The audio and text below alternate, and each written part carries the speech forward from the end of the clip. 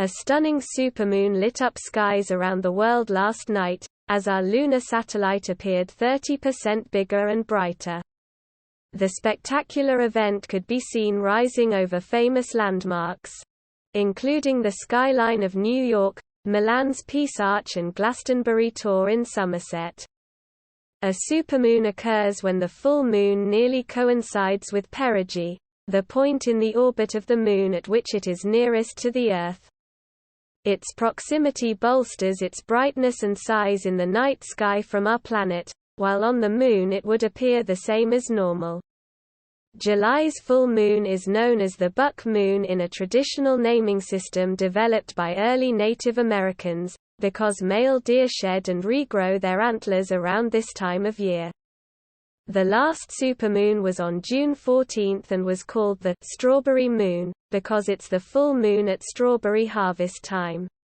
The moon orbits Earth in an ellipse, an oval that brings it closer to and farther from Earth as it goes around.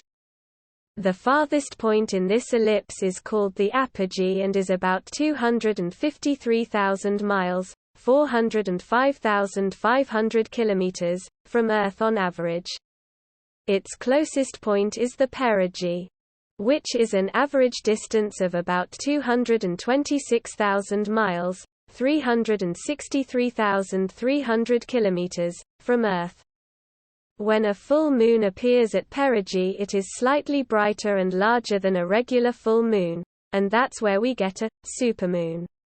Source: NASA. Supermoons occur because the Moon orbits the Earth on an elliptical path, rather than a circular one. This means there is a point in its 29.5-day orbit where it is closest to the Earth, known as the perigee, and it passes this point during a full moon at certain times of the year.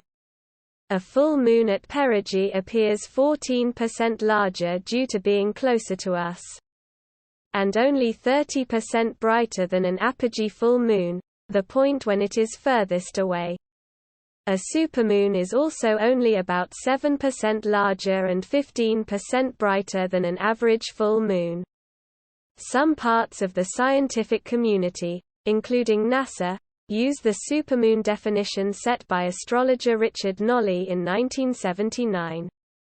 Who classed it as a full moon that comes within 90% of its perigee, the closest point to Earth in its orbit. However, retired NASA astrophysicist Fred Espenick calculates supermoons to account for changes in the lunar orbit each lunar cycle.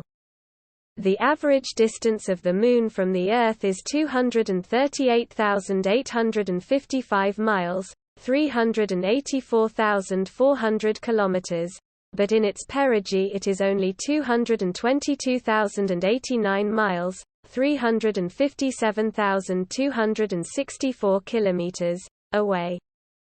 July's full moon reached its peak illumination at 1938 British Summer Time, 1437 Eastern Time, however, as it was daylight could not be viewed.